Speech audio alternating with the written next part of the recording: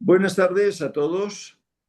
Felicidades, muchísimas gracias a los ponentes y a todos los que hoy nos acompañáis. Es un placer nuevamente pues daros la bienvenida en esta jornada de CET dedicada otra vez más a un tema que para nosotros es importantísimo, es vital, que es la accesibilidad. Hoy nos reunimos para reflexionar sobre este derecho, que no es solo una cuestión técnica o normativa, también es un pilar esencial para garantizar la igualdad de oportunidades, la participación plena y la inclusión real de todas las personas. España cuenta con una legislación en materia de accesibilidad que, en teoría, marca un horizonte claro. Sin embargo, la pregunta que nos trae aquí es, ¿estamos cumpliendo lo que la ley establece? No siempre pasa así, lo sabéis. Estamos, más aún, las directrices europeas al respecto. ¿Dónde estamos nosotros con respecto a estas directrices europeas? Es importante que sepamos hacia dónde vamos, qué dice la legislación y que estemos atentos a que nadie se quede atrás. Nuestro objetivo hoy no es solo analizar si cumplimos o no cumplimos con la legislación, sino también abrir un espacio de diálogo y reflexión que nos permita identificar las claves para seguir avanzando hacia un país verdaderamente accesible. Para ayudarnos a responder estas cuestiones, contamos con tres ponentes de primer nivel, expertos en accesibilidad, que compartirán con nosotros su experiencia y análisis sobre los logros alcanzados, los retos pendientes y las oportunidades que se nos abren. Tenemos a Berta Brusulowski, tenemos a Fernando Pérez Villar y a Ricardo Galló. Después el perfil de estos tres ponentes ya serán pues expuestos por Mar Ugarte, que tomará la palabra después del que os habla. Quiero agradecer especialmente a los ponentes y organizadores por su trabajo y su dedicación para hacer posible este evento. Su compromiso con la causa es fundamental para avanzar hacia una sociedad más justa y accesible para todos. Aprovecho esta oportunidad también para recordar que la accesibilidad es un esfuerzo colectivo, un esfuerzo de todos, que requiere la participación activa de todos nosotros, de todos los sectores de la sociedad. Invito a todos los presentes, a todos los que hoy nos acompañáis, a ser embajadores de esta causa en cada comunidad y en cada sitio donde estemos y a trabajar juntos para crear un entorno más inclusivo, un entorno más accesible. Deseo que esta jornada sea fructífera y enriquecedora para todos, que las discusiones, los debates y las conclusiones que aquí se produzcan sean el punto de partida para nuevas iniciativas y proyectos que beneficien a las personas mayores en situación de dependencia o con discapacidad. Por tanto, os invito a escuchar, a preguntar y a participar activamente en esta jornada, porque la accesibilidad, como he dicho antes, nos concierne a todos y a todas. Comencemos. Esta jornada será grabada y mañana la tendréis ya en nuestro canal de YouTube BC. Esta jornada también asimismo se podrá ver con subtítulos. Después de las exposiciones de los ponentes, abriremos un turno de preguntas a los asistentes que durante media hora les daremos traslado. Gracias a todos por estar otra vez. Os agradezco nuevamente que nos acompañéis y ya sin más le doy la palabra a Mar Ugarte, nuestra vicepresidenta y líder de CET. Muchas gracias y adelante, Mar. ¿Tienes el micro cerrado? Vale, perfecto. Buenas tardes a todos y yo también agradecer a los ponentes eso de que cuando CET dice quiero visibilizar y siempre hay gente dispuesta y bueno, con vuestros trabajos y con siempre hacéis un hueco para esto, ¿no? Empezaremos sin más dilación con Berta Brusilowski. Ella es arquitecta, es urbanista, es máster en accesibilidad universal y diseño para todos, es experta en accesibilidad cognitiva y es presidenta además de ACFE, ¿no? Es investigadora en neurociencia y escritora de más de 16 libros que hablan de accesibilidad. ¿16 o cuántos, Berta? ¿Me estoy equivocando? No te equivocas.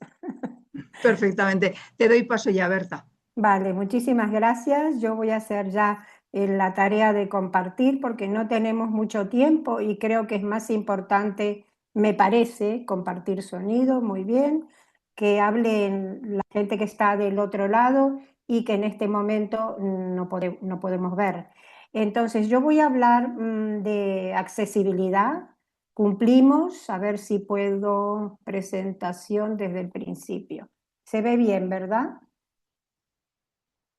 Vale, me imagino que sí se ve bien. Bueno, yo voy a hablar de accesibilidad. Cumplimos. Yo soy especialista en accesibilidad cognitiva y con esta presentación que vamos a dar estas tres ponentes, que somos tres amigos, por otra parte, y amigos además del SED, el Consejo pretende no solo ofrecer una radiografía real de cómo es accesible el mundo actual, que no es accesible en su totalidad, es decir, hacia eso caminamos lentamente, sino sensibilizar sobre la implementación de la accesibilidad universal, que es garante de los derechos de todas las personas y de la sociedad en general.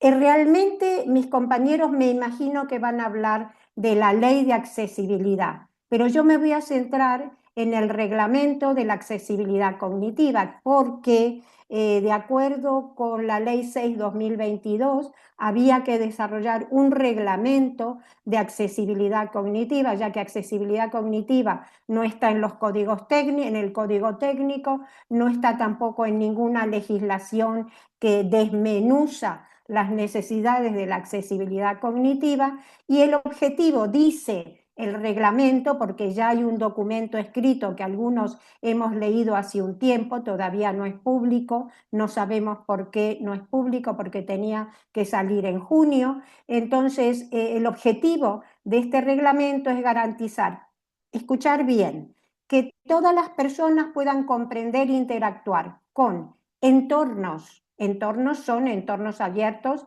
y edificios, productos, bienes y servicios, especialmente aquellas con dificultades de comprensión, comunicación e interacción. Todo esto, los responsables son el Centro Estatal de Autonomía Personal y Ayudas Técnicas, que pertenece al Real Patronato sobre Discapacidad, y por supuesto todo esto es ámbito de competencias de la Administración General del Estado.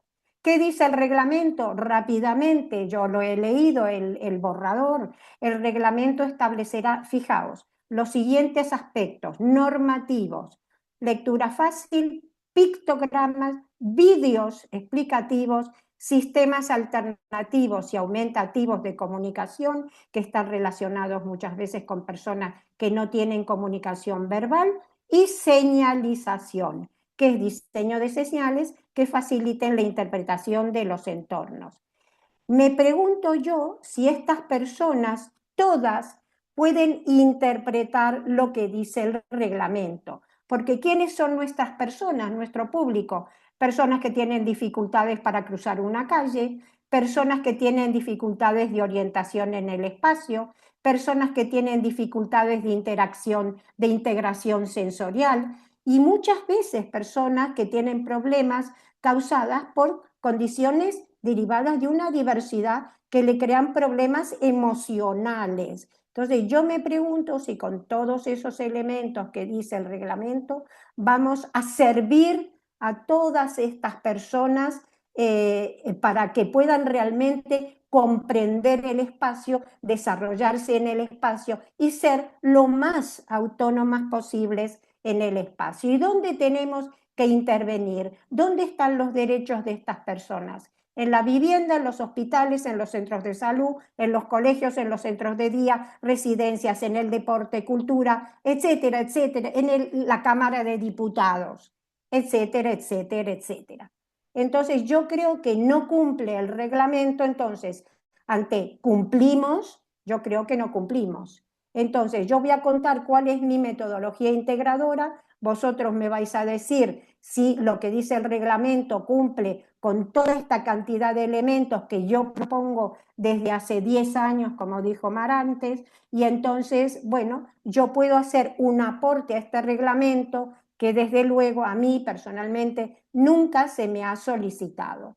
Entonces, ¿qué es la arquitectura? Pues la arquitectura es espacio y la accesibilidad cognitiva es también arquitectura. ¿Por qué? Porque es un vocabulario de los entornos y edificios para hacerlos comprensibles para todas las personas. Y ese es mi enfoque del modelo para diseñar espacios accesibles, espectro cognitivo, para construir ese lenguaje que es arquitectónico y espacial y es, me sale la palabra en inglés, environmental, del medio ambiente. Es decir, el lenguaje tiene que construirse también para los espacios abiertos, para los parques, para las zonas arboladas, para las plazas, para las zonas de juego infantil. Y entonces primero yo he desarrollado unas condiciones que sustentan la accesibilidad cognitiva, que son unos principios universales y del diseño. Y luego definí en esta metodología integradora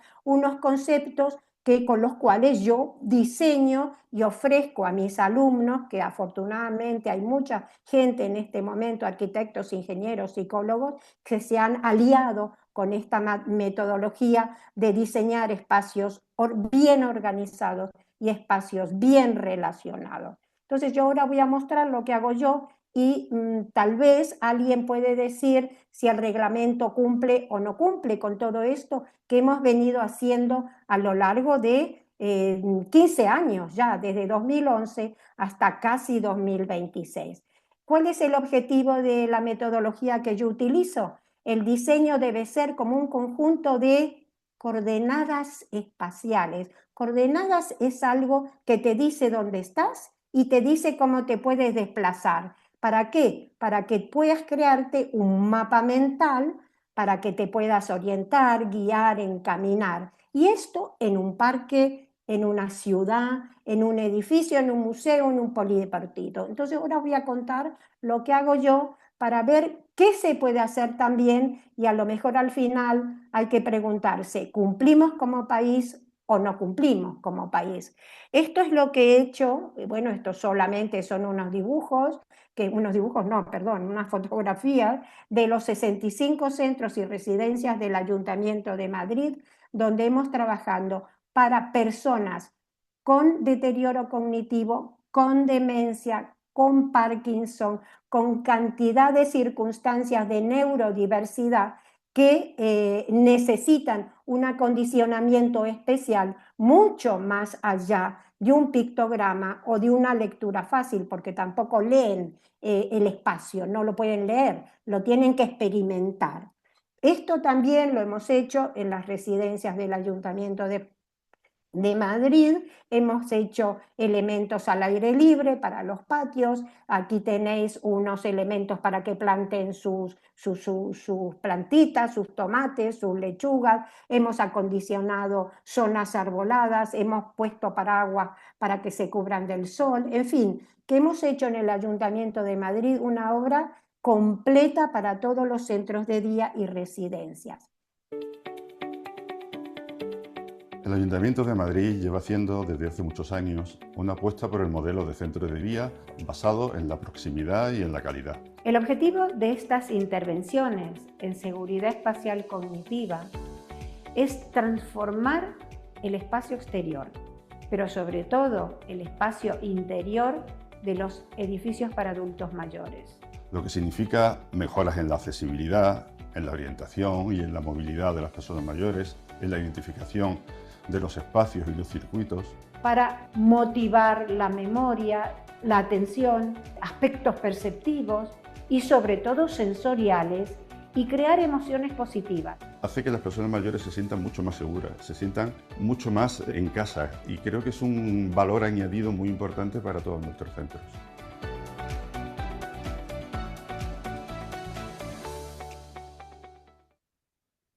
Bueno, hay más cosas hechas, si recién empezamos, pero en el tiempo que tengo tal vez no tenga tiempo suficiente, minutos suficiente para contar todo. Tenemos hechas el trabajo de accesibilidad cognitiva en residencias de Valladolid y de León. Aquí tenéis un ejemplo de cómo vamos adecuando con elementos pictográficos, pero al tamaño, a la dimensión y a la necesidad neurológica de las personas mayores. no hacemos pictogramas como los que encontramos en un restaurante cuando dice aseo y no sabemos si es aseo femenino, aseo masculino o qué es ese dibujo. Pero vamos mucho más allá, porque nos llamaron de un centro de formación profesional de Pozuelo, porque ¿qué pasaba? Que los alumnos se perdían en los pasillos porque los edificios eran completamente iguales, igual que pasaba evidentemente en los centros de día del Ayuntamiento de Madrid, en aquellos que eran muy grandes y las personas se perdían porque no sabían si estaban en el pasillo A, en el pasillo B o en el pasillo C. Y aquí pasaba exactamente lo mismo, con lo cual no solamente llegamos a las personas mayores con deterioro, llegamos a alumnos que perdían los exámenes porque se metían, se incluían en un aula y resultaba que el examen era en otra zona. Pero también hicimos más cosas, porque llegamos a Cartagena, Murcia, a que 6 hoteles, fijaos, 6 hoteles, Los Habaneros, Cartanova, Alfonso XIII, Carlos III, NH Cartagena y NH Campo de Cartagena y Manolo, que era donde yo dormía cuando iba a hacer el trabajo, hicieran también su adaptación a la accesibilidad cognitiva. Pero también tenemos que preparar a las personas con discapacidades intelectuales para que puedan trabajar.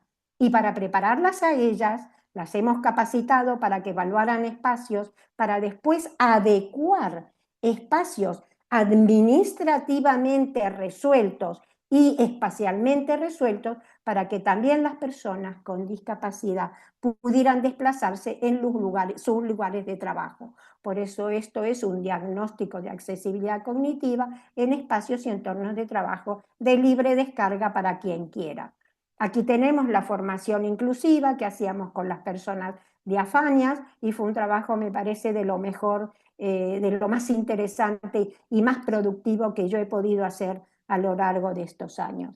Pero hemos llegado más a la Facultad de Educación, adaptando con un grupo de personas con discapacidades intelectuales la parte de la Facultad de Educación donde ellos estudiaban para que pudieran llegar sin perderse al aula donde tenían que tomar sus clases. Pero hemos llegado a más, a la Facultad de Educación de la Universidad de La Salle, donde también hicimos un proyecto de investigación en base a los indicadores de accesibilidad cognitiva de esta metodología. Y como parte de la metodología, primero se hizo una evaluación con las personas diafanias, después hicimos las adecuaciones espaciales y luego verificamos si estos indicadores de accesibilidad cognitiva de esta metodología valían y así validamos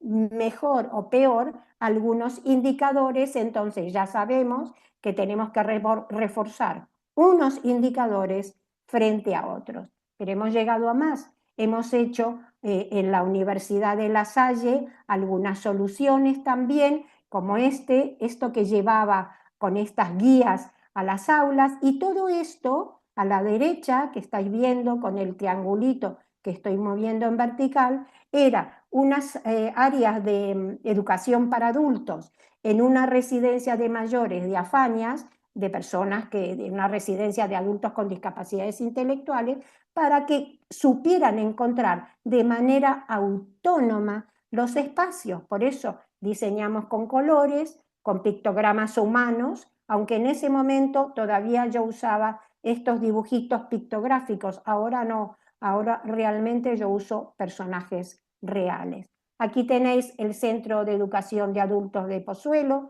donde hicimos lo mismo, lo adecuamos. Como veis, hay muchísimos espacios ya trabajados, donde la normativa creada por una metodología, por un particular, por una arquitecta como soy yo, con todo mi equipo de colaboradores, se podría utilizar en lo que está haciendo el Estado o las comunidades autónomas para mejorar la accesibilidad cognitiva de las personas con neurodivergencia o sin neurodivergencia, porque cuando vas por la calle, por una ciudad que no conoces, es muy fácil que te pierdas. Aquí tenemos más, casa para personas dependientes, esto era en un centro de ASISPA, Y esto es algo que se me ocurrió a mí, que os voy a mostrar.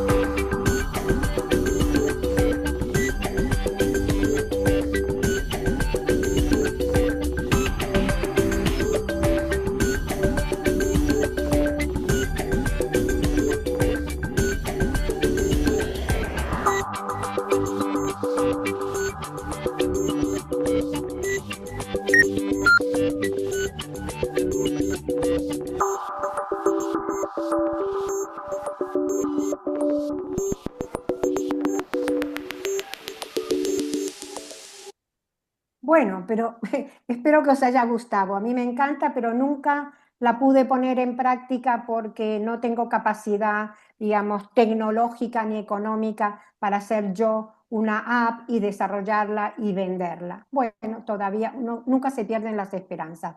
Pero también hice un libro sobre juegos Disculpa, sensoriales. Berta, Sí. tienes 5 minutos. Vale, juegos sensoriales y cognitivos, y sobre todo el último libro que he escrito, que lo voy a presentar el 30 de este mes en el Colegio de Arquitectos, es sobre vivienda, donde yo trabajo con neurodiversidad, pero para personas no solamente que sean ciegas o que tengan sordera, no, niños con autismo, personas mayores con demencia, tengan problemas de integración sensorial. Entonces, todo esto, una persona, por ejemplo, que es sorda, a lo mejor necesita, como no escucha al que viene en sentido contrario, se va a chocar. Entonces necesito en la vivienda un diseño diferente para que esta persona viva tranquilamente. Y lo que yo busco es esto.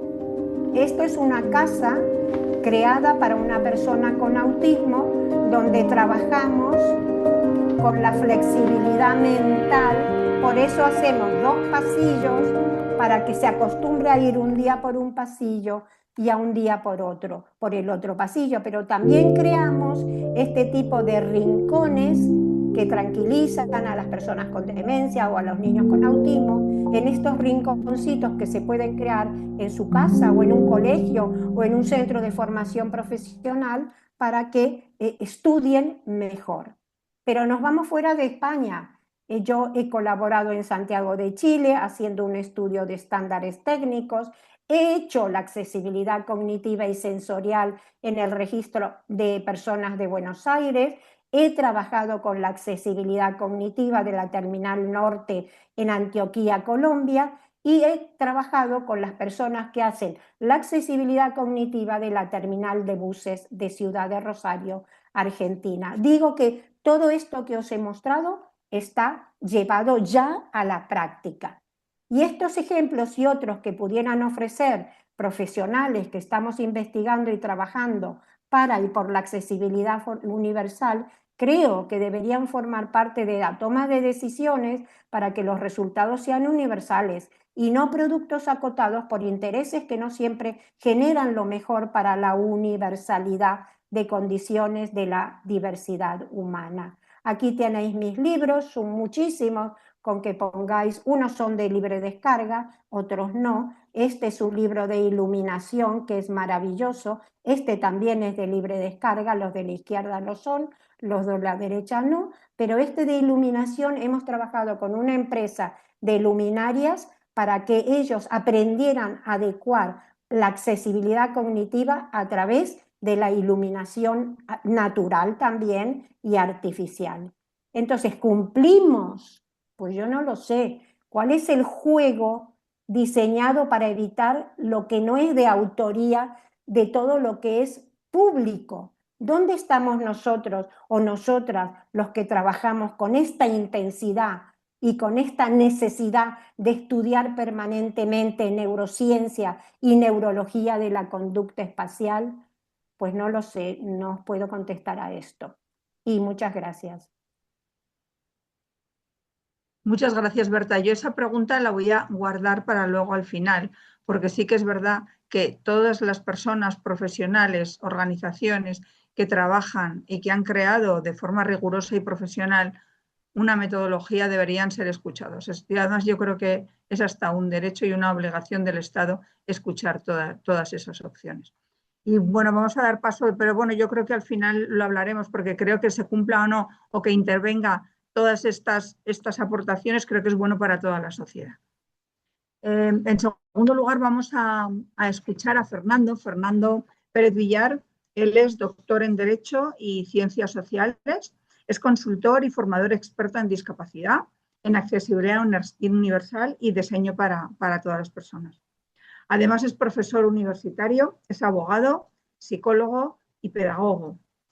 Fernando, nos encantaría que nos dieras tu visión sobre todo de, bueno, ha tocado una pincelada sobre la ley Berta, sobre los desarrollos, pero nos gustaría que profundizaras un poquito más, ¿no? Desde tu perfil como abogado experto en discapacidad.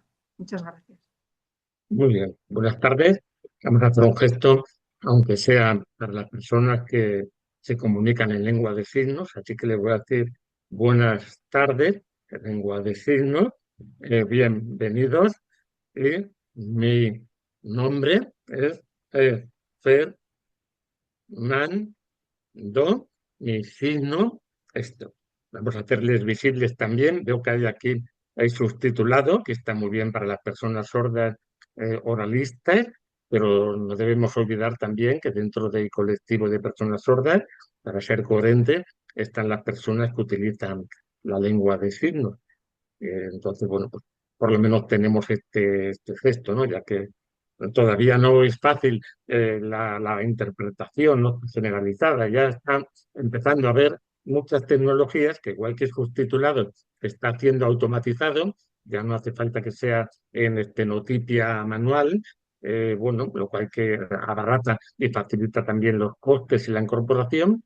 Pues mientras llegan estas traducciones a la lengua de signos, que ya en nada, yo creo, van a estar también automatizadas, y ya también podemos incorporar a estos colectivos, pues quiero tener ese gesto justamente hoy que estamos hablando de esta directiva europea que transpone la ley 1123 en España y que habla de accesibilidad en todos estos entornos tecnológicos y tal, ¿no? Entonces, bueno, pues ese gesto por lo menos para esta persona. Yo no voy a profundizar porque en el entorno lo ha explicado magníficamente Berta, sino que lo voy a complementar. Entonces, para no redundar, lo voy a llevar al ámbito mío, al ámbito educativo, ¿no?, al ámbito de la justicia, dos ámbitos donde la comunicación es precisamente un elemento clave. En la educación y la justicia, la comunicación marca la diferencia. Tanto la comunicación de oír fisiológicamente, como de entender. Cuidado con estos ambos aspectos. En educación hay que tenemos casos como las personas sordas precisamente signantes, donde no tienen intérprete de lengua de signos en todo su horario lectivo. O sea, parece mentira que el siglo XXI, año 2025, todavía estos alumnos, estas alumnas en la universidad, en los institutos, que necesitan un intérprete, salvo que estén en un colegio segregado de educación especial, exclusivamente dedicado a las personas sordas. Si hablamos de integración, de inclusión, los queremos normalizar, no tienen intérprete de lengua de signos, no pueden seguir las clases, no valen que me den 1, 2, 3, 5 horas de intérprete si las sesiones a la semana son 25. ¿Qué pasa con las otras 20 restantes? Falla la comunicación en el sentido de transmisión. Y falta la comunicación en el sentido de inteligibilidad, por ejemplo, en el campo de la justicia, que a todos nos afecta. Todas las personas, cuando nos llega una notificación judicial, bueno, los no expertos por lo menos son los legos en derecho, claro. Cuando leen, dicen, ¿esto qué es? ¿Esto qué significa? ¿Qué me están diciendo? Ay, madre mía, ¿qué está pasando aquí? Pues imaginamos las personas con una discapacidad intelectual o de desarrollo, o una persona simplemente con unas características de formación académica más elementales. No se enteran, no hay comunicación en el sentido de comprensión.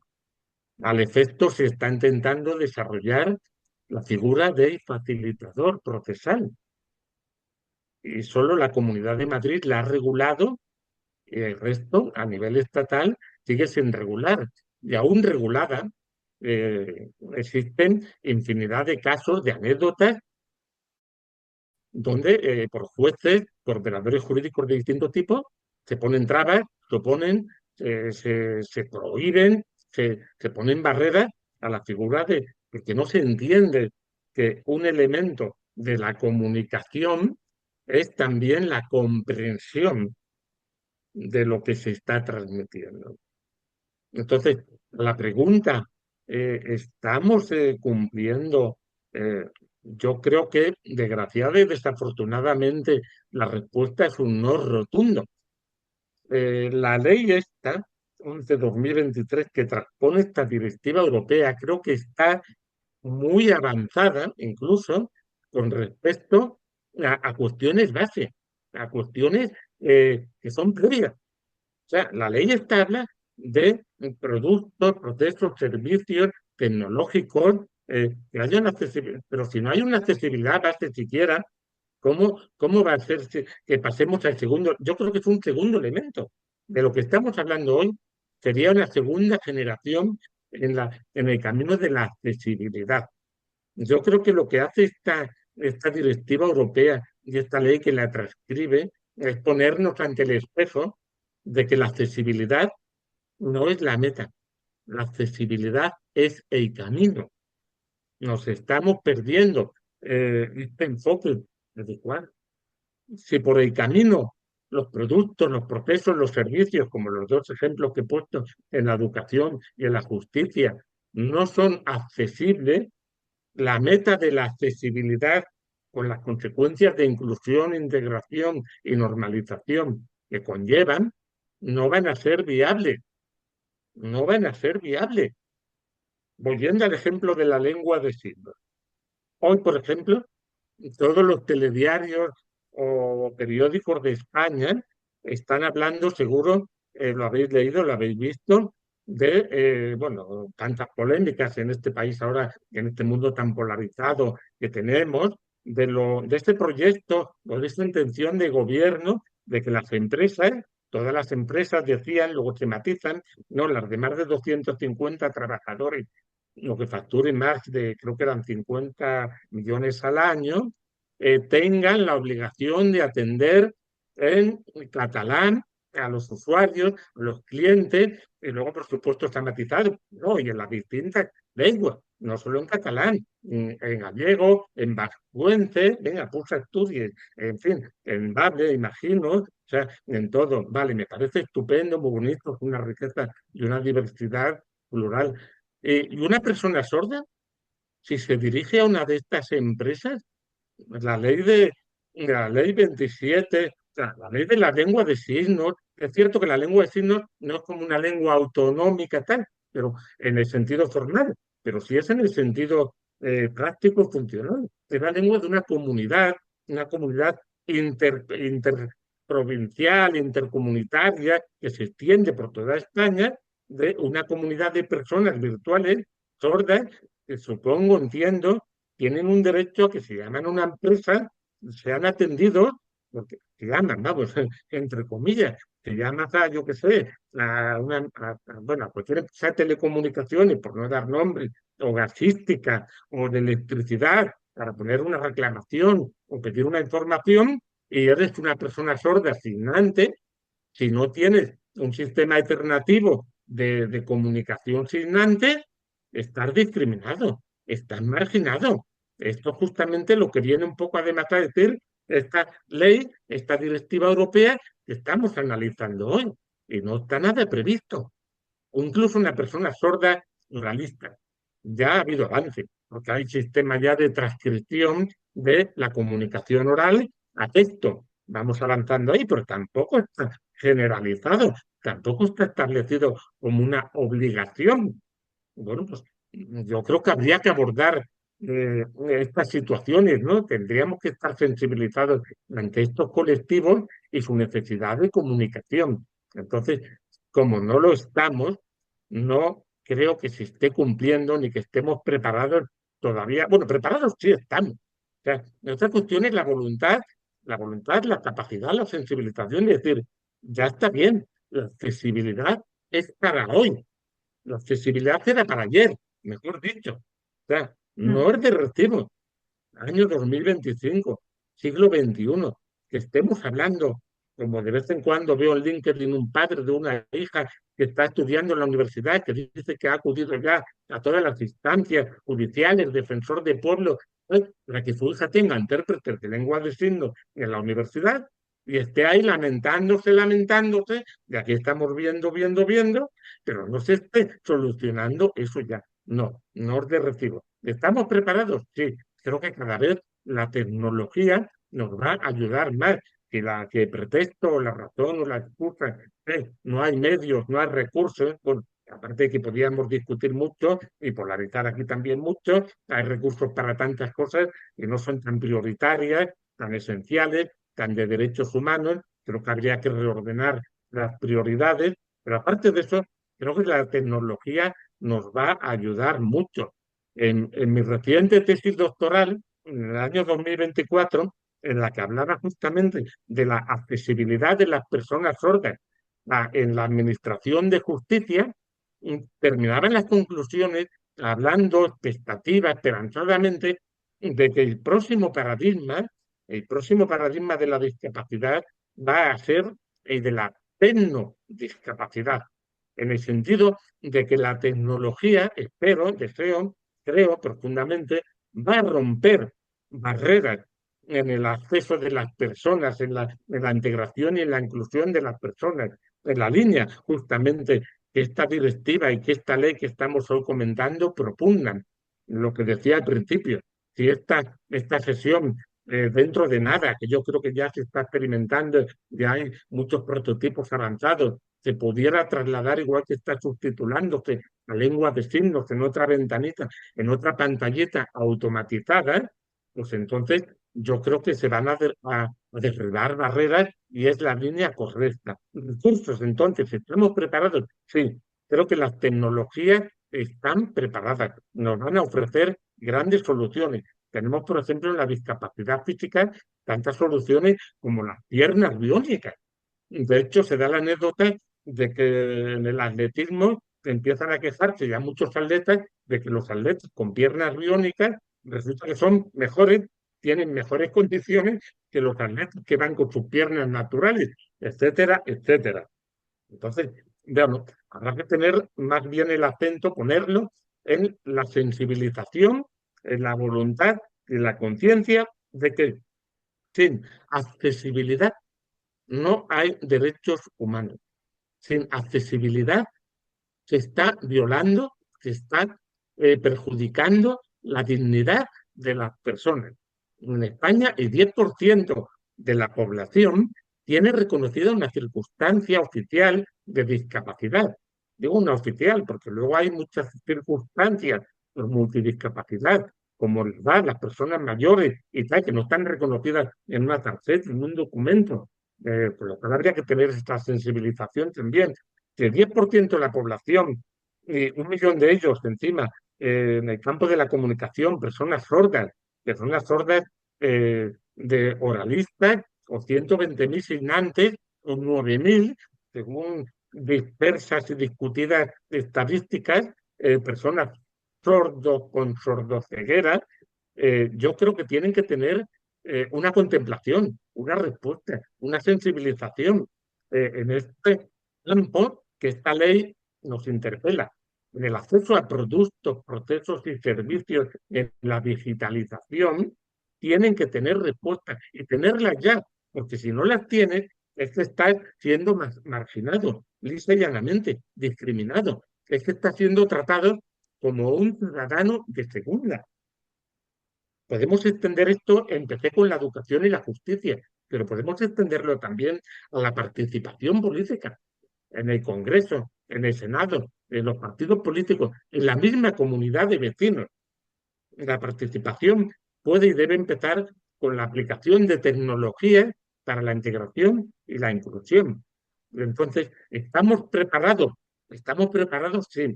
¿Se está realizando? No se está realizando. ¿Queda mucho por hacer? Sí. Y creo que el primer pilar, por eso felicito, es sensibilizar, es informar, es formar. Iniciativas como esta de esta tarde, yo creo que son muy necesarias. Hay que sacudir conciencia, hay que problematizar a los distintos actores o roles políticos, sociales, de tercer sector, para que esto siga impregnando toda la agenda pública, la agenda política, la agenda vecinal, la agenda solidaria, la agenda del tercer sector, y vaya traduciéndose en realidades. Absolutamente. Sí, estoy aquí. Fernando, has dicho varias cosas que son como titulares, sinceramente. La verdad, son titulares y es verdad. Y además, sí, que caen por supuesto. A mí ha habido una frase que has dicho que un elemento de la comunicación es la comprensión. Y es verdad que no caemos muchas veces, fíjate, ya no has hablado concretamente del tema de la discapacidad sensorial, con el tema de los sordos, ¿no? Pero fíjate, yo creo que es aún mucho más complicado con las personas que tienen una discapacidad intelectual o cognitiva en general, ¿no? La comunicación ahí realmente no todavía, ahí sí que yo creo que no, en general no estamos preparados para entender qué tipo de comunicación tiene que haber con este tipo de personas que tienen un deterioro cognitivo en general, por no especificar, ¿no? Al final creo que tienes razón en que hay que remover conciencias, que hay que revolver la salsa y que por supuesto que la ciudadanía solo cambia visibilizando y concienciando y que conozca lo que ya existe, lo que está, y creo que es importante, estoy contigo, que es importante que salgan este tipo de cuestiones, ¿no? Yo te agradezco muchísimo, vamos a dar paso a Ricardo, porque yo creo que has puesto encima de la mesa muchas cosas que a mí me generan muchas preguntas, ¿no? O por lo menos ponerlas encima de la mesa y debatirlas. Y quiero matizar, quiero sí. aportar en línea con lo que tú estás diciendo, claro. Es que encima, dentro de la discapacidad, tendríamos lo que serían las discapacidades invisibles. Sí, La sordera, claro. por ejemplo, es una discapacidad invisible. La discapacidad cognitiva es otra discapacidad invisible. O sea, hay discapacidades invisibles. Una persona que va en silla de ruedas, todos lo tenemos claro más o menos cómo actuar, cómo comportarnos. Una persona con bastón, todos más o menos tenemos claro, fíjate, qué es lo que pasa. Pero incluso en estos casos, no todo el mundo tiene claro o con soltura cómo actuar. Yo estoy harto de ver en el metro, muchas veces, cuando llega el metro y no se coloca, en el metro es el transporte público para los que no están de Madrid, interurbanos, subterráneos, de comunicación o de transporte, en Madrid, Barcelona, Bilbao, otras ciudades que lo tenemos y otras ciudades del mundo, cuando llega tienen señalizados unos puntos donde si se sitúan adecuadamente, la puerta se abre y la persona sorda tiene esa señalética podotáctil con la cual iría con su bastón identificándola y entrándola por esa puerta, pero si el metro se coloca mal, delante o detrás, la persona inicia el camino, va a darse de bruces con la pared, no va a entrar por la puerta. Bueno, pues parece mentira, pero a la gente le cuesta relacionar con soltura, con naturalidad y decir, oiga, no siga por ahí, que se va a dar contra, que no va a entrar, la puerta está un poco más a la derecha o a la izquierda, que el metro está colocado mal. La gente se queda, no porque sea mala, no porque sea, sino porque no saben, porque no hemos naturalizado las relaciones interpersonales, el trato a las personas con discapacidades diversas. Hay que trabajar ese punto. Basta con decir, oiga, mire usted tal, le ayudo, quiere, necesita ayuda. Tenemos que hacer un trabajo aquí de relaciones sociales, de interacción social en relación a la discapacidad, ¿no? Entonces, esas discapacidades son visibles y son las que mejor se, digamos, sobrellevan o tratan, pues imagínate imaginémonos cómo están las llamadas discapacidades invisibles. Una persona sorda, tú le hablas y se ha olvidado sus audífonos en casa o se le han agotado las pilas, lo que vas a pensar es, vaya persona borde. Le he dicho un buenos días y no me ha contestado, por ejemplo. ¿No? Si tiene una discapacidad cognitiva, pues ya ni digamos, no está entendiendo cómo moverse, cómo generar, cómo interrelacionarse. Entonces, yo creo que hay que matizar también ese punto, ¿no? La importancia de las discapacidades invisibles. Sí, Totalmente. yo quisiera aportar a lo que ha dicho Fernando, y valoro mucho que a veces la accesibilidad y la comprensión tienen que ir unidas, porque una cosa que no se comprende no es accesible. Yo vivo en Barcelona y se está diciendo en estos momentos que en las escuelas 1 de cada 3 alumnos tiene necesidades educativas especiales. 1 de cada 3. Esto es una barbaridad y no hay los medios para atender a estos alumnos. No los hay o no se ponen porque al final es un tema de medios, ¿no? Y imagínate a veces, o sea, por ejemplo, en muchas escuelas el porcentaje de niños extranjeros puede ser incluso superior al 50% en determinados barrios de Barcelona o de otras provincias de Cataluña. La educación es toda en catalán. Entonces, por ejemplo, ya no te hablo de niños que vienen de Marruecos o vienen del África profunda o vienen de Ucrania o vienen de otros países. Te hablo, por ejemplo, de niños que vienen de Sudamérica y que del catalán no tienen la más mínima idea. Se pasan las clases pues sin comprender lo que allí se está diciendo. Les es muy difícil avanzar en las distintas materias porque es que no entienden lo que se está explicando. Este es un tema. Por ejemplo, personas mayores, hablabas tú de la ley esta que dice que todas las grandes empresas tendrán que tener, tendrán que tener la capacidad de atender en catalán. Pero es que, por ejemplo, cuando llamas a una gran empresa, no te atiende una persona, te atiende una máquina, una inteligencia artificial más o menos buena, en donde te dice, y usted vaya a la pantalla y según esto pulse el 1 o el 2 o el 3, y después allí te dice, bueno, ha pulsado el 3 ahora, si le pasa esto o aquello, pulse el 1, el 2, el 3 o el 4, según... Claro, una persona mayor, este colectivo que has hablado tú de personas mayores que no tienen el certificado de discapacidad, pero que su nivel de comprensión es bajo ya, entonces estas personas, evidentemente, ya su problema no es que las atiendan en catalán, en vasco o en euskera, es que su problema es pelearse con un teléfono que no saben manejar bien y que no pueden avanzar en la recepción de su queja o su inquietud hacia aquella gran compañía. Por ejemplo, estas personas que a partir de una edad mediana son personas ostomizadas y necesitan lavabos adaptados. Hay comunidades autónomas que a lo mejor en toda la comunidad hay 1, 2, 3, 4, 5 lavabos expresamente para personas ostomizadas que suelen estar o en aeropuertos o en grandes hospitales. O sea, estas personas tampoco tienen los espacios adaptados y tienen que ir al servicio a lo mejor 15, 20 o 25 veces al día. Estos niños que sufren bullying, Ya no es que no tengan la escuela adaptada, es que además sufren un 90% de bullying por su discapacidad. O sea que es el camino de la comprensión y de la accesibilidad es un camino que yo ya no voy a ver perfectamente trazado y perfectamente solucionado. No sé qué opinas, Fernando. Entonces, me alegra mucho el acento que has puesto en el tema de la educación, además precisamente de las necesidades educativas especiales. Recientemente, en abril, tuvimos un seminario internacional en la UNED, donde analizamos justamente las observaciones del comité sobre la Convención Internacional de los Derechos de las Personas con Discapacidad y cómo se estaba aplicando en el campo de la educación.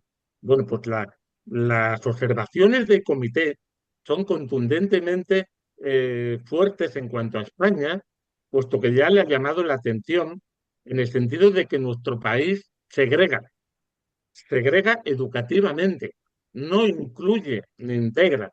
La solución con los niños con necesidades educativas especiales suele ser echarles hacia los centros de educación especial, lo cual se ha puesto ahora entonces de manifiesto cuando se trataba de eliminarles en el sentido de potenciar la integración y la inclusión.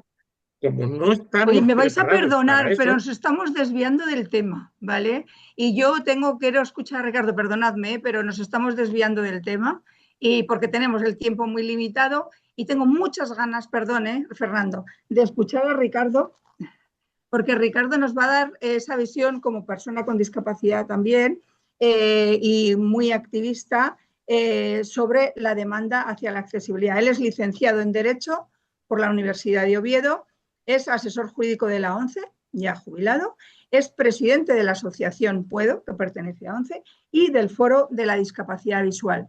Y un gran activista, como os estoy contando, de la demanda sobre las personas con discapacidad en todos sus aspectos, hoy sobre la accesibilidad. Buenas tardes, Ricardo. Hola, tengo abierto, ¿verdad? ¿Me escucháis? Sí. Muy buenas tardes a todas y a todos. Estoy muy agradecido al CED por esta invitación, tanto a Albert como a Mar, que es aquí la gran líder, como ha dicho antes Albert. Me gusta el término. Y por supuesto, creo que algo que decíais casi todos, el tema de la invisibilidad. Bueno, pues yo creo que estos debates ayudan a la visualización y ese es un primer espacio que es necesario para que la sociedad adquiera conciencia y siguiendo a la sociedad, las instituciones, las responsables gubernamentales en los distintos niveles adquieran cierta conciencia en esto que estamos trabajando, en esto de la accesibilidad, pues realmente esa visualización es imprescindible. Pero entrando un poco ya en la charla de hoy, yo lo primero que querría decir que me siento muy pequeño al lado de Berta y de Fernando. ¿Por qué? Pues porque yo en todo caso soy un generalista en materia de política social. Tanto cuando dirigí los servicios sociales de la ONCE como cuando estuve en la Viceconsejería de Bienestar Social del Principado de Asturias, pues entré en políticas sociales a fondo, pero siempre desde una perspectiva general. Por lo tanto, no soy un experto en accesibilidad, lo quiero decir lo primero, y en mi ámbito hay gente bastante más experta que yo, pero dadas las fechas en que Mar me hizo la propuesta, pues la acepté deportivamente porque creí que era lo más útil en ese momento. Por lo tanto, voy a exponer lo mejor que sepa el entorno que yo conozco de esta materia. Y lo primero que quiero decir es que la accesibilidad debemos entenderla, y no lo digo en sentido peyorativo en absoluto, sino como una asignatura pendiente. Una asignatura pendiente en el sentido de que vamos avanzando, pero desde luego nos falta, lo habéis dicho todos, muchísimo para llegar a un punto que podríamos considerar óptimo, que podríamos considerar siquiera adecuado. Por lo tanto, partir de esta idea de que es una asignatura pendiente, creo que nos mete en la realidad no es que sea lo ideal, pero nos mete en la realidad. Y luego hay una segunda cuestión que tanto en la intervención de Berta como en la de Fernando, que os agradezco mucho que hayáis tocado los problemas cognitivos y los problemas, por ejemplo, de las personas sordas. Por cierto, Fernando, tengo que decirte, ya no uses más el término bable, que yo soy asturiano, lo hemos superado, es lengua asturiana o la lengua eonaviega, que es el gallego de Asturias. Son las dos lenguas que tenemos, pero ya el bable era un término peyorativo y se ha desterrado. A mí no me importaba, pero en todo caso lo digo para que lo sepas de futuro. Bueno, lo que ocurre con la accesibilidad también es que hay una gran diferencia de necesidades específicas en cuanto a accesibilidad en los distintos colectivos que requieren instrumentos, mecanismos para una accesibilidad normal, ¿no? Entonces, eso hace compleja la realidad jurídica, política, técnica de ese trabajo. Y eso debemos tenerlo en cuenta también cuando analizamos las situaciones. Hay muchas veces que estamos avanzando bastante en determinados colectivos, pero que en otros pues no se quedan olvidados o no visibles, como se decía. Desde el concepto de la diversidad funcional que nosotros utilizamos, que propugnamos en el ámbito que ha citado Mar, en que yo trabajo, la Asociación Puedo, el Foro Social de la Discapacidad Visual, la Plataforma Democrática de la Diversidad Funcional, incluso la Comisión de Diversidad y Accesibilidad de la Federación Regional de Asociaciones Vecinales de Madrid, en la que tenemos una comisión también. Bueno, pues desde esa perspectiva yo creo que está claro que hay que tener una mirada exigente, y una mirada exigente con un fin que es un mantra político, pero bueno, que creo que es verdad, y es que nadie debe quedar atrás.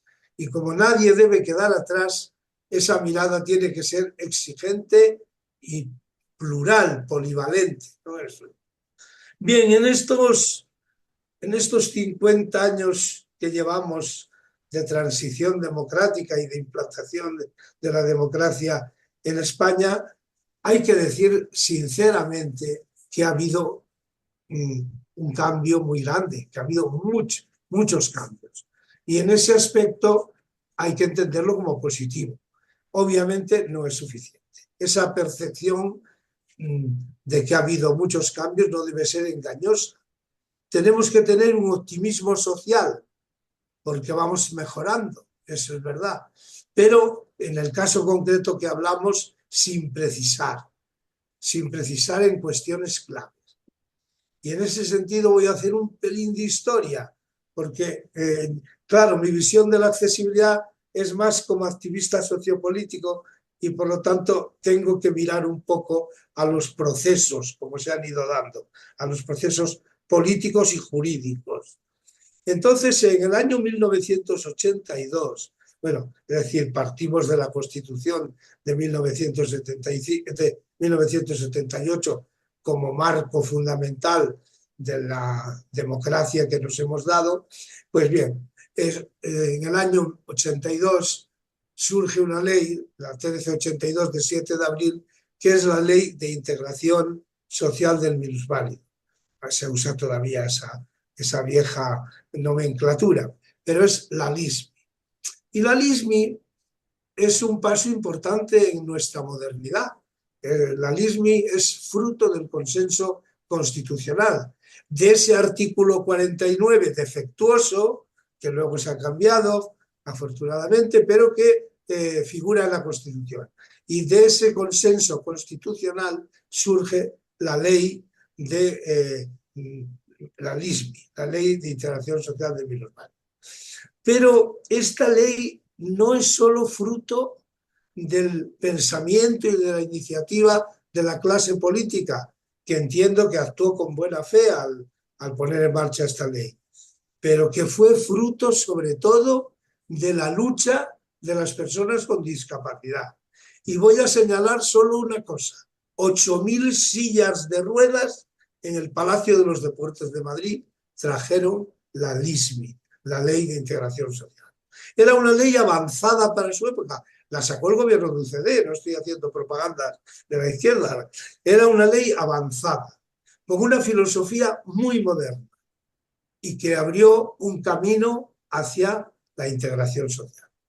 Pero en España tenemos un defecto bastante grave, que es muy difícil hacer realidad de los grandes principios.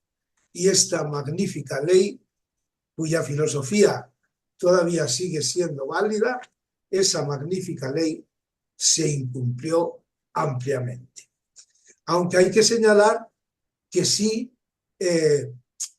introdujo, intervino, ayudó a un cambio mental de la sociedad. Es decir, que a partir de ese momento hubo cosas que ya empezaron a considerarse normales en hablar las cuestiones de la inclusión laboral, de las cuestiones incluso de la supresión de barreras, que fue el primer elemento que se habló de la accesibilidad. Por lo tanto, influye un poco en todo esa ley. Y yo, por lo tanto, tengo de ella pues un recuerdo positivo, grato. Bien, pero fijaros, hubo a partir de ese momento una rebaja reivindicativa en el sector de la discapacidad. Hay un giro sustancial dentro del colectivo debido al éxito social y comercial de la ONCE, que produce un verdadero cataclismo dentro del colectivo. Y en ese sentido, todos los actores van modificando sus posiciones debido a esa situación. De un lado, obviamente, se reclama una mayor igualdad. De hecho, se llega hasta pedir un juego para el resto de la discapacidad. Por supuesto, se crea un juego ilegal aprovechando el gran éxito del cupón de la ONCE de los años 80. Bien, pero la ONCE frente a eso llega a un pacto con el gobierno y a un pacto con las organizaciones de la discapacidad. Y el pacto consiste sobre todo en que frente al juego ilegal, la ONCE incrementa en 7.000 puestos la plantilla de vendedores. En el año 88 la ONCE crea la Fundación ONCE, que se financia con el 3% de la venta bruta de los juegos de la ONCE. Se crean grupos de empresas por parte de la Fundación ONCE, que se llama Fundosa, y por parte de la propia ONCE, que se llama CEOSA, que luego se aglutinan en Ilunion, y que es el santo y seña del Grupo Social ONCE. Esto que os digo, que yo lo viví en parte como directivo de la ONCE, no quiere quitarle ni un atisbo crítico a la labor que la ONCE ha hecho. Ha hecho cosas extraordinarias, como he citado, pero ha hecho también cosas de muy dudosa calidad social y incluso diría ético-social, ¿no? Bien, y además ahí se crea el CERMI. El CERMI es pues el resultado de ese lugar de encuentro entre primero las grandes organizaciones de la discapacidad, que incluso vetan el poder facilitar que entren otras, pero luego hábilmente se abre y el CERMI se convierte en el interlocutor. Lamentablemente, prácticamente en el interlocutor exclusivo de las personas con discapacidad, lo cual se ha venido arrastrando de manera injusta hasta la actualidad, donde la pluralidad de los colectivos de la discapacidad es enorme. Aquí está el CED, por ejemplo, para demostrarlo, y sin embargo el CERMI sigue siendo, junto con la ONCE, en ese binomio que han establecido, ese conglomerado, pues sigue siendo los interlocutores exclusivos. Esto se ve también en Europa, y por lo tanto esto hay que criticarlo abiertamente, pero hay que conocerlo, porque es una realidad. La negociación entonces de los colectivos de la discapacidad con la clase política pasa a los despachos. Los despachos sustituyen las reivindicaciones sociales. Y entonces ahí llegamos pues, a determinados resultados, positivos en algunos casos, como es normal, pero falta esa base de reivindicación de los colectivos sociales hasta las últimas consecuencias. Bien, hay un paréntesis que es el Año Europeo de la Discapacidad de 2003, donde el gobierno Aznar pues, hace algunos gestos, como correspondía pues, a una situación como era ese año europeo, ¿no? Y nos encontramos con algunas cosas. La aprobación de la Liondau. Lo cito porque sí que tiene que ver con la accesibilidad. La Liondau se llama la Ley de Igualdad de Oportunidades, No Discriminación y Accesibilidad Universal. Empezamos a meter en el lenguaje jurídico ese tema. La Liondau recoge avances técnicos. No digo que tuviera unos grandes resultados, pero sí que significa un paso adelante. Y ya a partir de ahí vamos avanzando. Llega la Convención Internacional de Derechos de las Personas con Discapacidad de Naciones Unidas, que es un paso significativo. Es un avance de la accesibilidad universal como derecho fundamental, entendido al menos en ese aspecto doctrinal, teórico que plantea la Convención. La entrada en vigor de la Convención es el 3 de mayo de 2008. La Convención se aprueba en diciembre de 2006, pero como siempre los instrumentos jurídicos de aprobación llevan su tiempo y entra en vigor en España. Parece que el gobierno del Partido Popular, a partir de ese momento, pues va a proponer una nueva ley de derechos de las personas con discapacidad. Antes citaré, en honor a lo que decía Fernando, que en el año 2007 se aprueba la ley del lenguaje de signos y además para el lenguaje de signos para la lengua española y para la lengua catalana. Por eso quizá ha surgido por ahí algo de discusión en ese sentido, que a mí me hubiera apetecido entrar, pero que por el tiempo no merecía la pena. Entonces, decir que sí, que se aprueba esa ley en 2007, en la etapa Zapatero todavía, y también en la etapa Zapatero se aprueba una ley de transposición de la Convención, que es la ley 26-2011 de 1 de agosto. Es un intento de transposición lo más amplio posible, pero que se queda insuficiente, que luego hay que seguir trabajando porque la Convención es exigente y obviamente no quedó ahí abarcada toda la cuestión. Bueno, pues decía, y vuelvo al gobierno, ya no al gobierno Aznar, al gobierno del Partido Popular de Rajoy del año 2011, que gana con mayoría absoluta, y la ministra Ana Mato empieza a prometer que si va a haber una ley general de personas para derechos de personas con discapacidad. Pero al final no se hace la ley. Se hace un invento jurídico, se presenta un invento jurídico que es legal, pero que es extraño, que es un Real Decreto Legislativo, que es el Real Decreto Legislativo 1/2013 de 29 de noviembre de 2013, y que pretende actualizar las normas existentes, pero para cambiarlas. ¿Para cambiarlas desde dónde? Pues básicamente desde lo que ha aportado la Convención. Y por lo tanto es una ley que, aunque en principio se presenta con esa apariencia un tanto extraña de Real Decreto Legislativo, sin embargo cumple unos objetivos interesantes, porque sí que desarrolla el tema de la accesibilidad, al menos desde ese marco teórico, lo desarrolla con bastante amplitud y en diferentes ámbitos.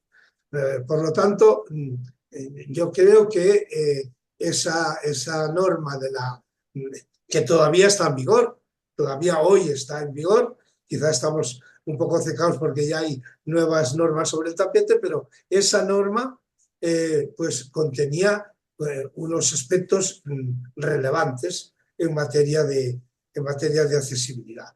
Y por lo tanto, en España siempre nos ocurre que van por delante, muy por delante, las normas, esto pasó con la LISBI, como decía, las normas de lo que es la aplicación, y mucho más en un tema tan transversal, tan vital y diríamos tan implicado en la calidad de vida de las personas como es la accesibilidad.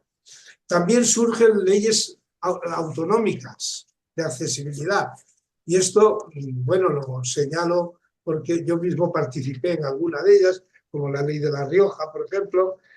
Son interesantes porque acercan el tema a las realidades, a la proximidad. Siempre en políticas sociales los temas de proximidad son fundamentales. Por eso hablamos siempre, por ejemplo, de los servicios sociales, la atención primaria, que eso de la proximidad es un elemento radicalmente fundamental, ¿no?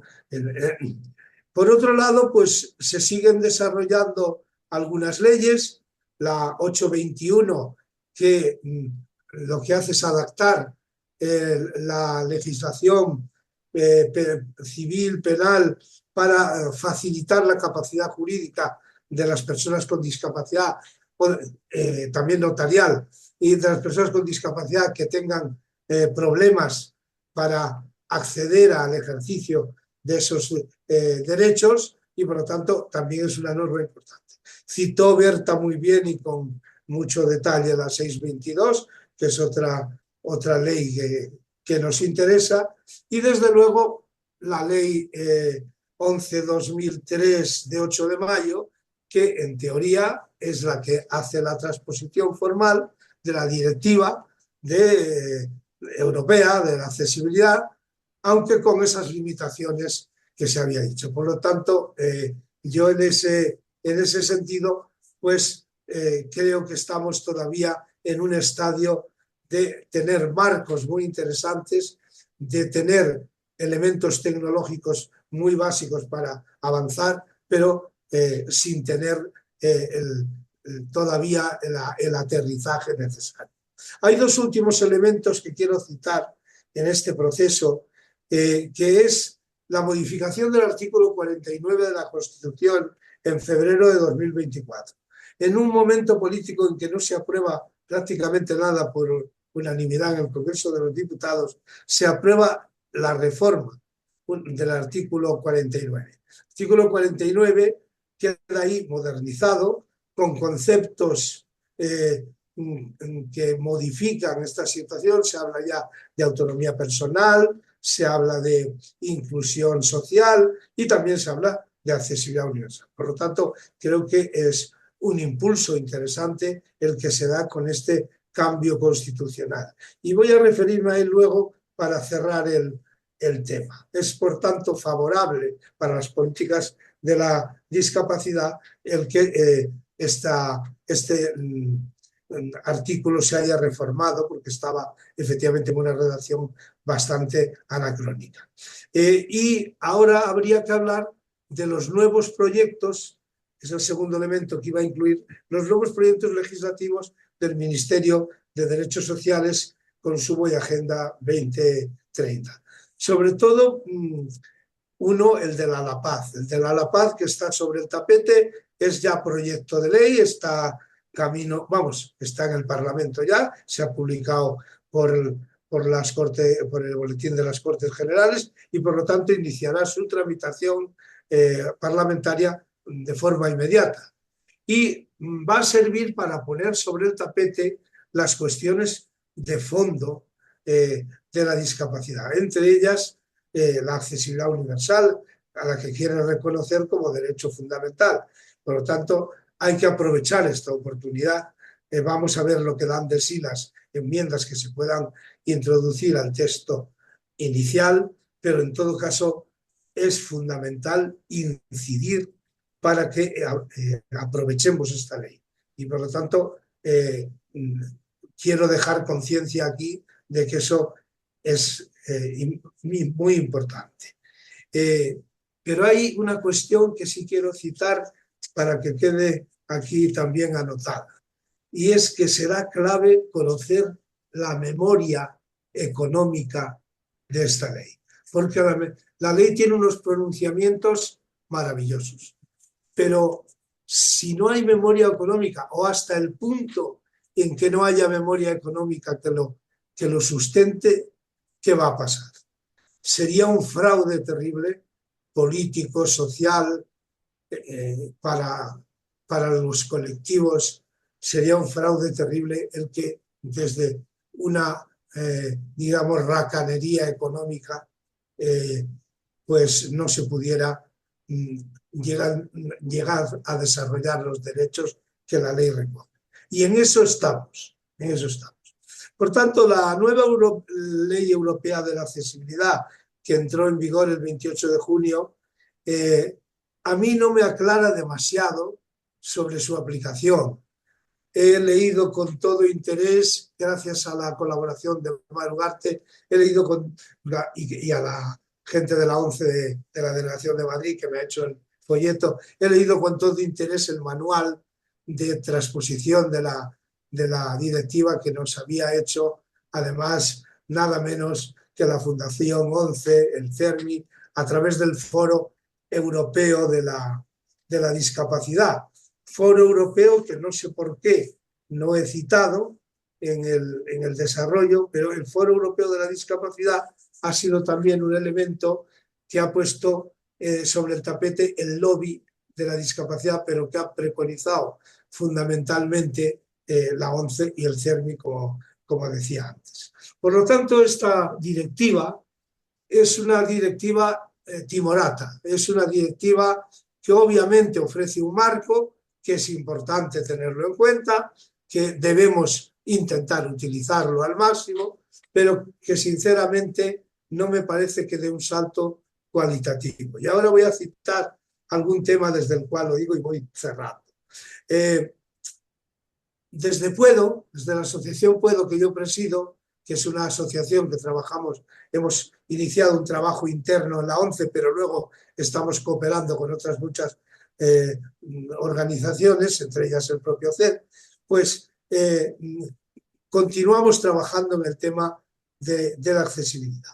Por un lado, a través del Foro Social de la Discapacidad Visual, que ya ha celebrado 3 ediciones y que tiene un grupo de trabajo sobre accesibilidad universal y acceso a las nuevas tecnologías.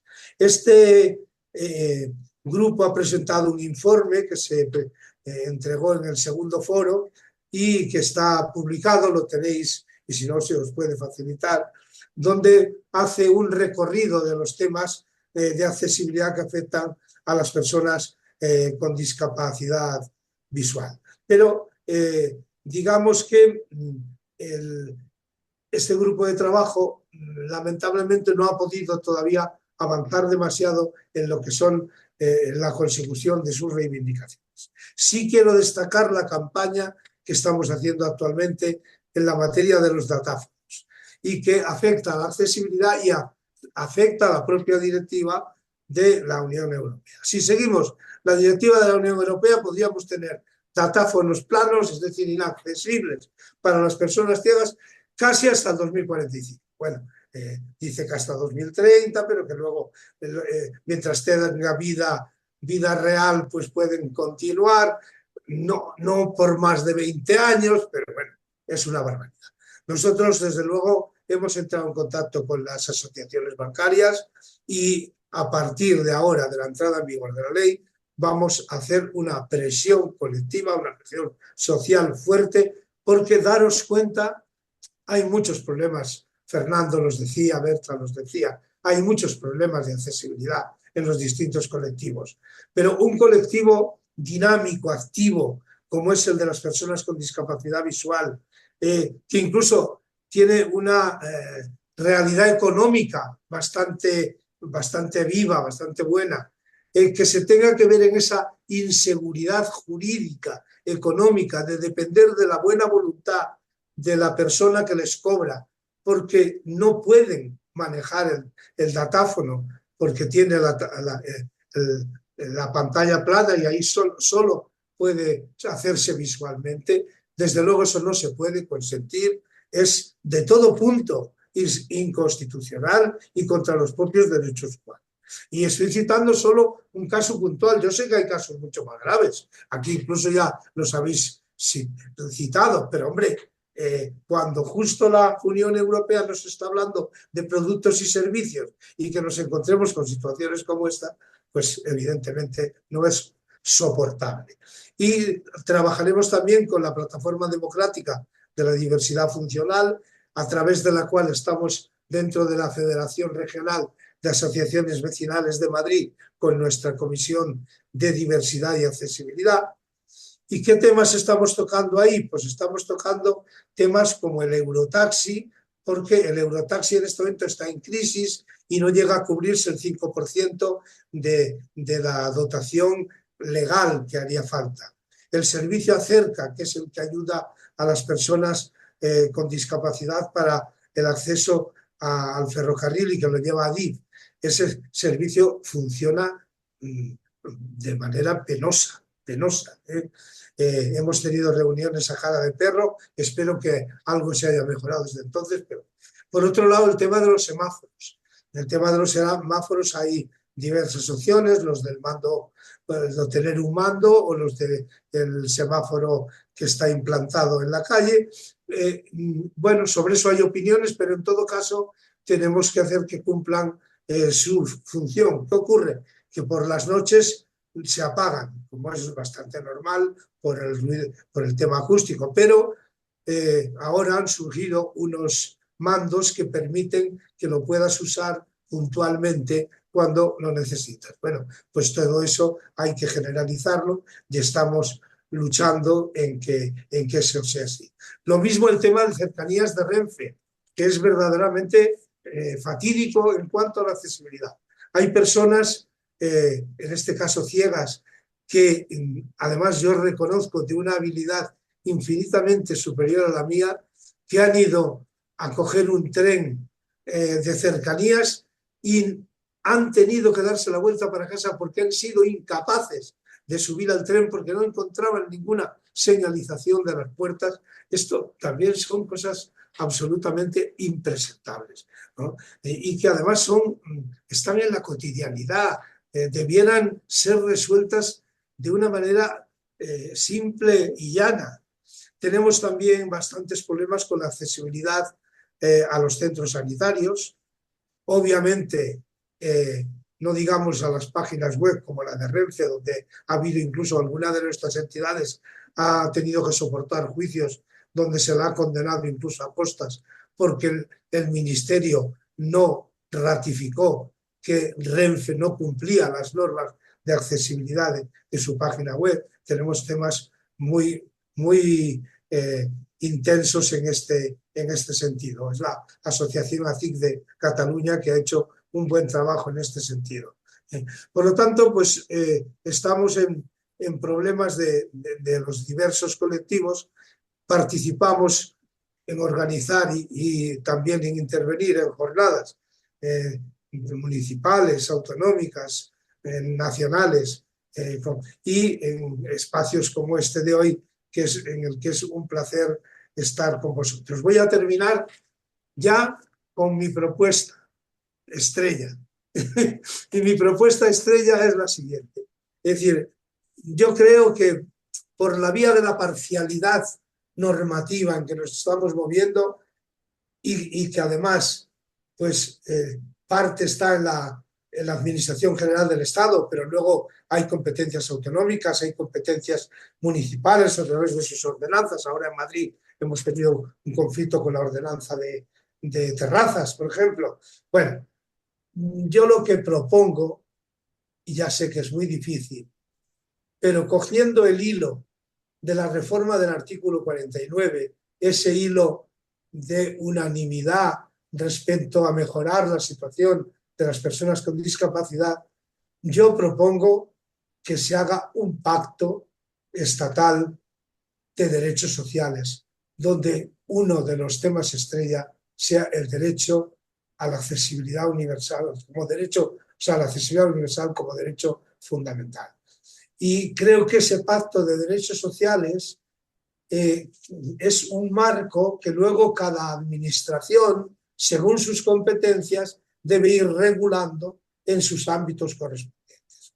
Creo que hay que llegar a ese pacto, igual que existe un pacto contra la violencia de género, que me parece perfecto y además que esté cada vez mejor dotado y más detallado, pero yo creo que las personas con discapacidad, pero no ya las personas con discapacidad, con diversidad funcional, todas las personas que tienen problemas sociales serios, merecen que se haga un pacto estatal, político, dada la estructura de nuestro Estado, que es de un Estado compuesto, un pacto político para que realmente desde ese marco jurídico-político se pueda hacer un desarrollo normativo en los ámbitos correspondientes. Esa es una propuesta que llevo muchos años planteando y que no sé si algún día conseguiré que tenga alguna interlocución. Muchas gracias. La cogemos, Ricardo, muchas gracias. Cogemos esa propuesta tuya, creo que es absolutamente coherente y yo destacaría algo que has dicho que es muy importante. Después de todo lo que nos has dado casos muy concretos por los que desde vuestra plataforma estáis trabajando y estáis visibilizando y estáis denunciando. Pero sí que es verdad que hay una grandísima diversidad de necesidades en la accesibilidad y su complejidad, aparte de que tiene que haber una voluntad política y un pacto de Estado para trabajar todos a una, creo que tenemos que reconocer que es verdad que es algo complejo, ¿no? Nos hemos pasado súper de tiempo todos, pero yo por eso os haría una pregunta a los tres, al hilo de esa complejidad para cumplir con la ley de accesibilidad, independientemente de la voluntad. Cada uno de vosotros, desde vuestra visión y desde vuestra perspectiva personal, desde vuestra vivencia, ¿dónde consideráis que el incumplimiento de la accesibilidad es más sangrante? ¿Dónde es más necesario? ¿En qué situaciones? Yo entiendo que todas, parto del hecho que en todas, pero es que es algo decir, por aquí no debemos poder pasar, esto es más urgente que esto, todo es importante, pero esto es más urgente. Berta. Es que es complicado porque todo es necesario. Yo creo que hay un código técnico relativo a la accesibilidad física, a la accesibilidad sensorial y no hay nada de cognitiva. Es decir, un código técnico significa 1,50 m, 10,25 m, altura de tanto, aislamiento de tanto. Y eso no existe para la cognitiva, es decir, la accesibilidad cognitiva está fuera del marco de la accesibilidad edificatoria. Es decir, la accesibilidad cognitiva es solo pictogramas, o sea, no hay referencia en algún código, en algún marco técnico, pero es que además no hay la voluntad de hacerlo, que eso es lo más triste. Es decir, no hay marco jurídico, no hay marco técnico y no hay deseo de llenar ese espacio, porque el código técnico, que tendrá todos sus defectos, llena muchos espacios relativos a personas ciegas, a personas sordas. Cuando haces una evaluación para que te den el famoso premio y te pongan espacio accesible, te lo dan respecto a los temas de los anchos, para sillas de ruedas, de los ascensores, de los accesos accesibles porque tienen vados, pero resulta que, y por supuesto, ya las personas sordas se trata de diseñar con paredes semicirculares y con elementos para que si están operados y tienen su implante, tengan su señal de dónde tienen que sentarse o dónde te escuchan mejor. Pero la cognitiva, nada, no tiene totalmente. nada, cero. Totalmente de acuerdo. Entonces, no es que ¿qué hay que hacer? Es que es un vacío total, es que es un agujero, no existe. Y al no existir, ¿qué te voy a decir yo? que hay que crearlo. Totalmente. Fernando, preguntan, ¿qué pensamos? ¿Que falta legislar o que falta cumplir con la legislación? Vamos a ver. Antes nos cortaste bruscamente al presidente y a mí cuando estábamos entrando No, en el porque tema nos de la estábamos educación. desviando de la No, temática. para nada. Sí, Justamente, sí. y ahora lo voy a poner en valor. No solo no nos estábamos desviando, es que estábamos entrando al corazón de la cuestión. Ahora respondo a tu pregunta. ¿Hay algún sector o campo en el que precisamente sea más falta esta cuestión? Es la educación. Si no empezamos por la educación, por una educación inclusiva, integrada, donde los niños desde pequeños se conciencien de que todos los medios y servicios, productos, la tecnología debe ser accesible para todos, sin discriminación, para todas las personas sin discriminación, estamos creando entonces desde la base ciudadanos de primera y de segunda. La base está en la educación. La accesibilidad, es más, te voy a regalar otro titular. ¿Será o no será si es en la educación o no lo es en la educación? Así de claro y de contundente. La educación será el pilar que sustente, que cambie estas situaciones que hemos comentado hoy de la accesibilidad. Será el caballo de batalla donde se gane con la educación, porque hay que cambiar mentalidades, hay que cambiar sensibilidades y hay que cambiar actitudes. Y todo ello solamente de una manera integral se combate en el campo de la educación. En el campo de la legislación, bueno, pues Ricardo lo ha puesto muy bien, ha desgranado, hay una evolución muy bonita de legislación. La verdad que en España podemos estar orgullosos en cuanto a legislación, en cuanto a teoría en el papel, en el boletín oficial y en las comunidades. El problema está, como luego acabas de señalar, Berta, en tantos y tantos y tantos puntos concretos de la realidad del día a día, donde esa legislación al final no se ve. Entonces, es una pescadilla que se muerde la cola.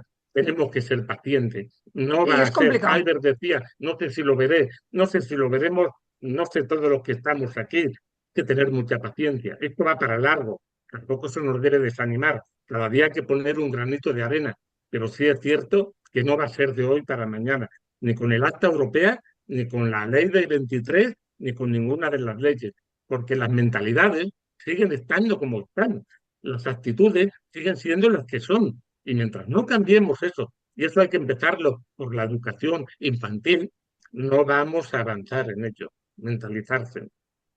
Yo Absolutamente. quiero... No, por favor, Berta. No, yo solamente quiero decir que en las escuelas de arquitectura no existe transversalidad en la accesibilidad. Solo quiero decir esto. No se da clases de accesibilidad en todas las asignaturas, no hay. Solo es un máster, un curso de especialización. Entonces, como dijo Fernando, la educación, pero no el niñito solamente. El niñito, el de la enseñanza media y el universitario que va a construir el mundo, que lo va a construir educando o que lo va a construir construyendo o que lo va a construir conduciendo un autobús. Me da lo mismo. Pero no existe la accesibilidad en los centros superiores. Yo quiero ahora hacer una elucubración. Desde luego no abramos este melón ahora porque si no nos darían 2 horas más. No, nos hemos pasado ya. No, ya lo sé, pero ya sabes que soy un poco así. Y tengo que contestar yo, ¿eh? Sí, tengo que hacerle una pregunta a Ricardo todavía. Vale, pues entonces, Ricardo, muy rápido, un melón que tarde o temprano un día tenemos que abrir en CET y lo tenemos que abrir de forma importante. Si la accesibilidad es que las personas tengan un espacio adaptado a sus necesidades, las personas con enfermedad mental hoy representan el 30% de la población en las cárceles. Es decir, una persona con enfermedad mental que delinque, y la inmensa mayoría de las veces delinque por su enfermedad mental, no tiene un espacio sanitario donde de alguna manera se pueda tratar a esta persona con su problemática. Y entonces los jueces los mandan a las cárceles y la cárcel es su espacio de residencia para esta persona.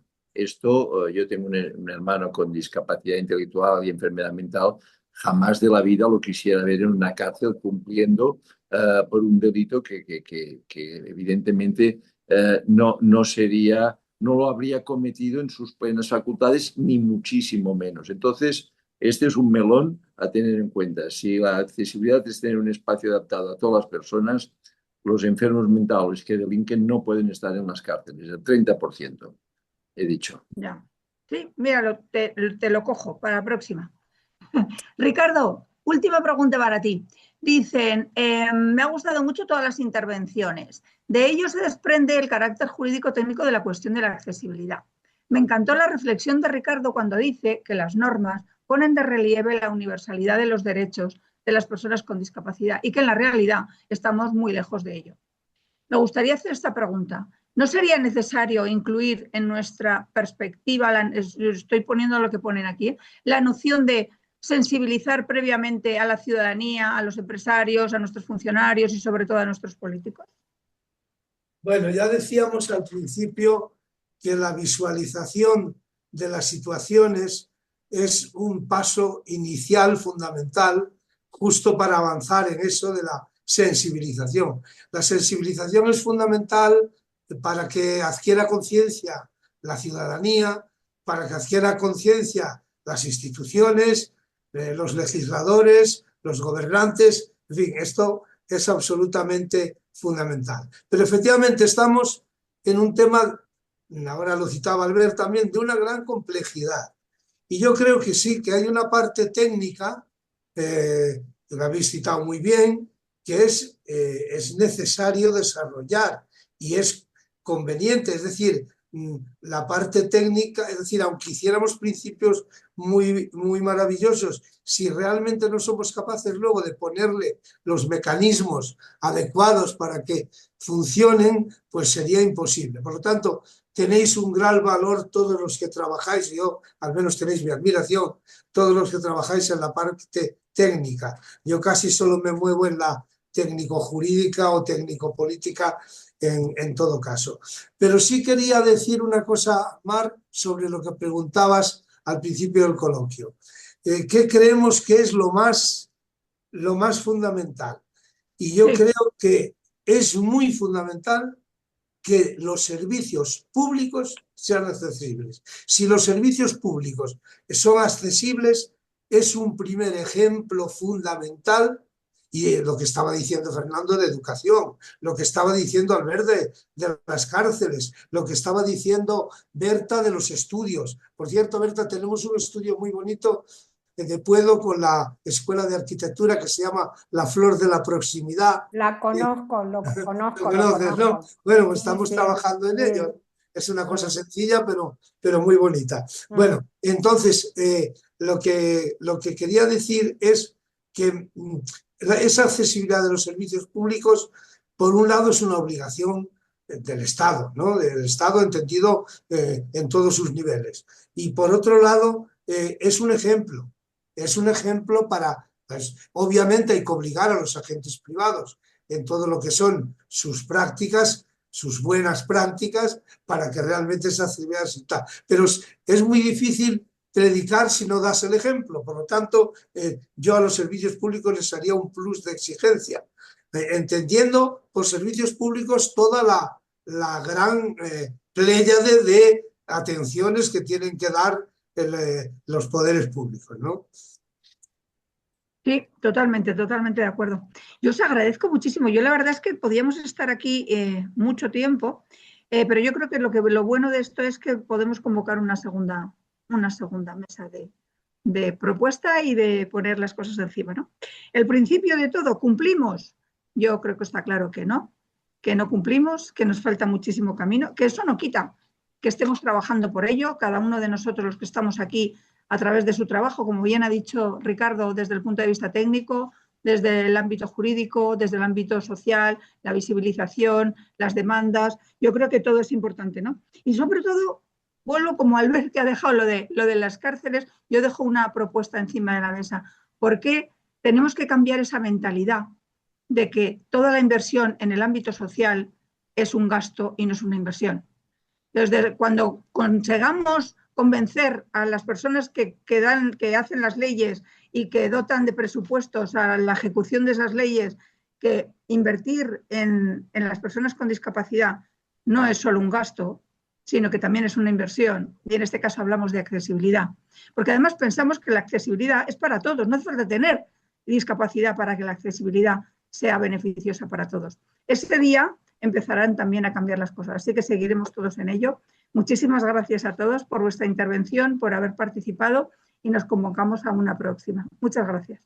Gracias a todos vosotros por invitarnos y hasta la próxima. Adiós. Un abrazo. Adiós.